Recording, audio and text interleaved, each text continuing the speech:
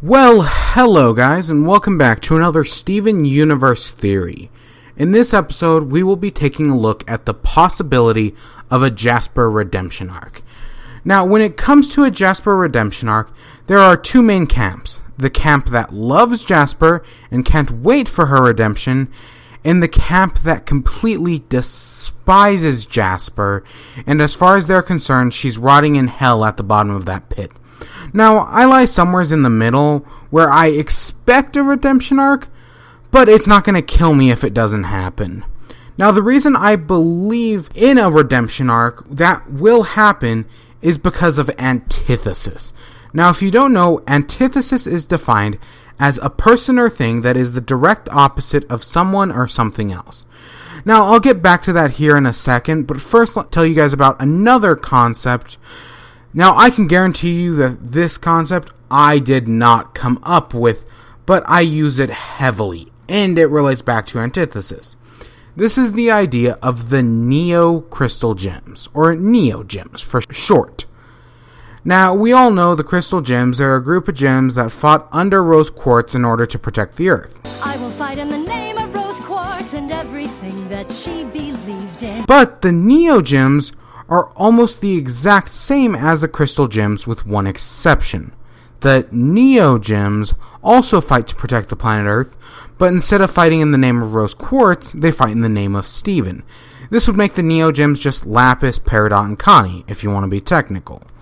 Now, the reason I'm talking about this whole neo-gem concept is because each one of the neo-gems is an antithesis to one of the main members of the crystal gems. Don't believe me? Well, don't worry about it. We're going to look at each of the crystal gems and their neo-gem / homeworld gem counterpart. So first, let's talk about Peridot, who is the antithesis to Amethyst. Now, Amethyst is not the smartest gem in the bunch. Now we're gonna bury you till you've learned your lesson. That's not how grounding works! But, you know who is? Peridot. Peridot's amount of knowledge directly counters Amethyst's lack of knowledge. Now, that doesn't mean Amethyst isn't smart, she just has street smarts, while Peridot has brain smarts. Also, there is the fact that Amethyst is a soldier, a quartz more specifically, while Peridot, on the other hand, is a little skinny weakling with magnet powers. Also, Peridot has never been to Earth before, while on the other hand, I will fight for the world I was made in. The Earth is everything I've ever known. Of course, as Peridot's redemption started, we get to see the bridge between Amethyst and Peridot grow closer. We get to see them bond over comedy, and as time goes on, they even start using the same mannerism. Holy smokes. Steven! Holy smokes. Are you... Even in the new episode, Too Short to Ride, Peridot and Amethyst develop a farther connection. Next up is Lapis, and how she is the antithesis to Pearl. Now, at first glance, it may seem as if Connie is the antithesis to Pearl, but that couldn't be farther from the truth. If anything, Pearl and Connie are very similar, being nerds who are into sword fighting. And besides, Connie is the antithesis to Steven. Remember, Steven is an outgoing guy who is easily able to make friends with almost anybody, while Connie at first is a shut-in and a bookworm who has no friends. But as time goes on, they grew closer together. But back onto the subject of Lapis and Pearl. For the longest time, I really couldn't figure out why Lapis and Pearl were the opposite of each other.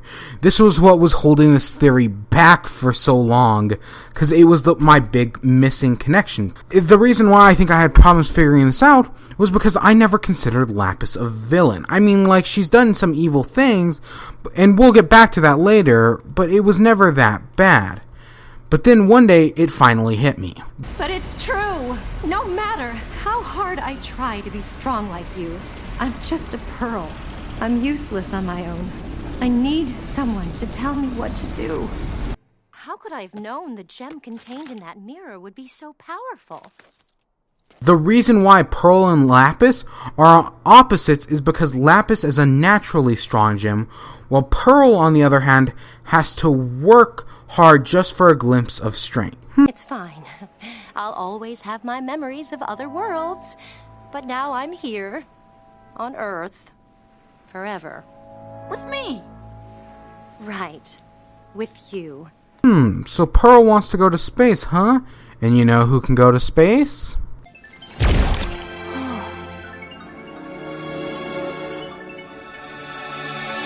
Yeah, interesting.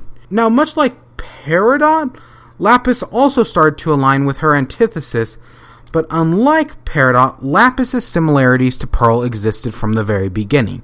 The biggest comparison is the fact that they each have someone that they care deeply for, and even love. Did Rose make you feel like you were nothing?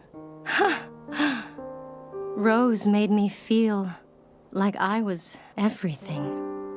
Thank you. You didn't... Oh! You actually talked to me. You helped me.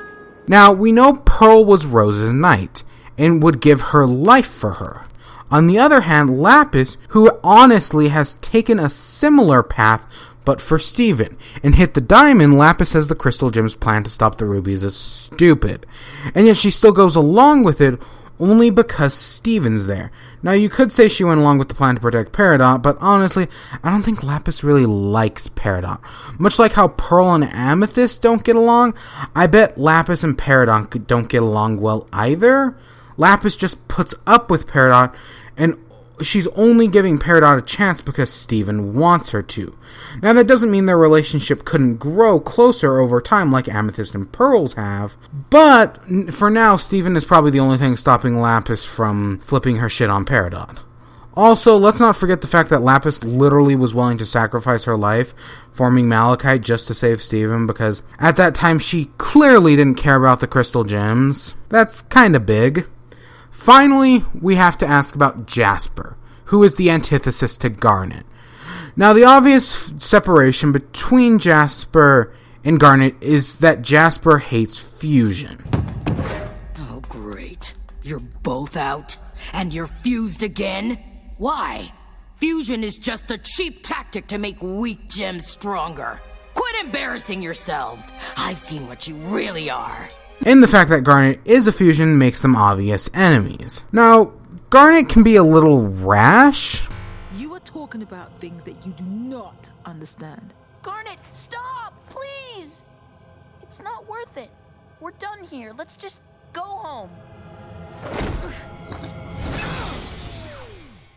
While on the other hand, based on her looks, Jasper may also seem to be a rash character, but she really isn't. I know what a human is. You don't need me for this. Just blast them with a ship. Fine. Jasper just doesn't run into a place trying to pick a fight. No, she thinks about her situation and can tell when she's needed or not. Now, other than that, there really aren't any differences between Garnet and Jasper. Instead, they have multiple similarities, and even those increase over time. The obvious is that they're both powerhouse characters, but one is natural strength while the other is artificial. Earlier, I mentioned how Jasper hated fusion, but as time went on, Jasper, well, technically Malachite said,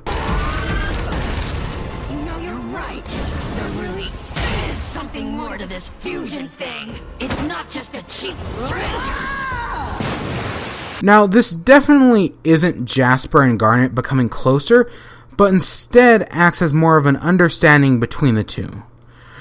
Okay, now I've spent a big chunk of this episode talking about the gems other than Jasper, and hopefully you see why. Basically, what I'm saying is that every crystal gem has an antithesis who eventually joins the crystal gems as a neo-gem. And I strongly believe this applies to Jasper. Now, I know there's been a few counter-arguments for Jasper's redemption arc, and I'm going to try to address the biggest one I've seen thus far. That is that the argument against Jasper claims that, everything she has ever done is evil, and she is far beyond redemption. But honestly, I have a few rebuttals to that. First, the same thing happened with Peridot. Before her redemption arc, everything she ever did was evil, and honestly, it was only because of her redemption arc that we actually got to learn about her more positive traits. Second, she may be evil, but at some point or another, every character has done something sinister to one or multiple different characters. Like I mentioned earlier, there was that time that Lapis tried to drown Steven and Connie. There was that one time Pearl lashed out at Steven and almost let him die, kind of. Also, remember in the Sardonyx arc, that was based entirely around Pearl tricking Garnet to fuse with her? Also in that same arc, remember how Garnet forced Amethyst to fuse with her? Or when Sugalite literally tried to kill Pearl? Speaking of Amethyst, there was that one time she turned into Rose, traumatizing Greg, which is honestly one of the most messed up things any of the Crystal Gems have ever done. Of course, not even Steven's immune to doing sinister things. Like, remember that one time Steven gave Lars the fire salt donut and almost killed him? Now, for the most part, we don't really outcry whenever one of these characters does something awful because they're characters. Having a character do something sinister every once in a while is a good thing because it helps show the character is human and has flaws. Of course, this only stands if the character is still in character when they do this, and they're not just playing the straw man for the episode. Third is the fact that if we want to be technical here, Jasper isn't actually evil. Now, from the Crystal Gem's point of view, Jasper is the villain. She is evil and working for Yellow Diamond. But from Jasper's point of view, the Crystal Gems are evil, and they're actually the villains. You have to remember that the Crystal Gems betrayed Homeworld and started a war. To someone from Homeworld, the Crystal Gems would be seen as villains, who went against the Diamonds. Now, I'm not saying the Crystal Gems are evil, I mean they're fighting for a good cause, being life on Earth. What I'm saying is you have to remember villainy and evil is not just as black and white as it first seems. 'Cause technically it's true from a certain point of view. Point of view? Point of view! Okay, hopefully that covers my point. But now I want to talk about different possibilities for a Jasper redemption arc. These are a few ideas that either I've thought of or that I keep getting thrown around and I kind of want to give my opinions on them. The first one I keep seeing thrown around is the idea of a Jasper's corruption arc. From what I've heard, this all stems from a leak, but I'm going to be honest with you guys. Jasper's corruption doesn't really appeal to me. This probably has something to do with the fact that I wholeheartedly believe that light from Same Old World was what actually corrupted all the gems, but that's a different theory in and of itself. Another arc I keep seeing thrown around is how Jasper's redemption will relate to snow. Of course, this is because Peridot's redemption involved rain, and Lapis's redemption arc, if you can even call it that, involved the autumn leaves. Of course, what this arc would actually be about, I have no idea. But I thought it would be interesting if the winter part of this arc allowed the show to do its version of A Christmas Carol, with Jasper being Ebenezer Scrooge. Because, every show has to do A Christmas Carol. Another idea I had is what if when Jasper climbs out of the pit, she starts walking around Earth and learns a lot about the different people on Earth while trying to find Beach City in the Crystal Gems. Once she gets to Beach City, she is able to capture Steven, and through a series of events, she is able to take Steven to Homeworld. Once on Homeworld, we are able to learn about Homeworld society. Meanwhile, Jasper tries to rejoin society, but finds it hard after enjoying the freedoms Earth offered. Then Jasper breaks Steven out of some Homeworld jail facility and takes her back to Earth, joining the Crystal Gems. Well, I think this would be interesting. I kind of doubt this would ever happen. Lastly, I thought it would make sense that if Jasper's redemption arc had to do with fighting. Like, what if, to help Jasper blow off steam, Amethyst takes Jasper to the underground wrestling circuit. Now, Jasper could go in and do amazing in the underground wrestling ring, and then have to fight Amethyst and Steven for the championship belt. Now, for this to work, Amethyst and Steven would have to beat Jasper, and Jasper, being the honorable soldier she is, would start to gain a sense of respect for both Steven and Amethyst. I was there, at the first war for this garbage planet. I fought against your armies. I respected your tactics, but this is sick. But honestly, no matter what direction the show goes, I have faith they'll do something great. Now, real quick, before we end this off, I do want to address both Bismuth and Centipedal. Now, my Bismuth theory video, I said that if Bismuth were to stick around as a permanent cast member, it'd probably kill off Jasper's chances at a redemption arc. And with the recent Centipedal promos, it doesn't really help Jasper's case either. But to be completely honest with you guys, while doing the research for this video, I realized it doesn't really matter. At first I was worried that Jasper and Bismuth were too similar, being big characters, but as I did research on Jasper, I realized that the character traits that made her special is in no way correlating to what people love about Bismuth, or at least from what we've seen of her so far. And Centipedal is her own entity that doesn't correlate to Jasper, unless of course the whole Jasper corruption arc is proven true, but honestly I wouldn't worry about it yet. I'm finally done with that video. I guess I'll check on the fandom to see if anything's happened while I was out.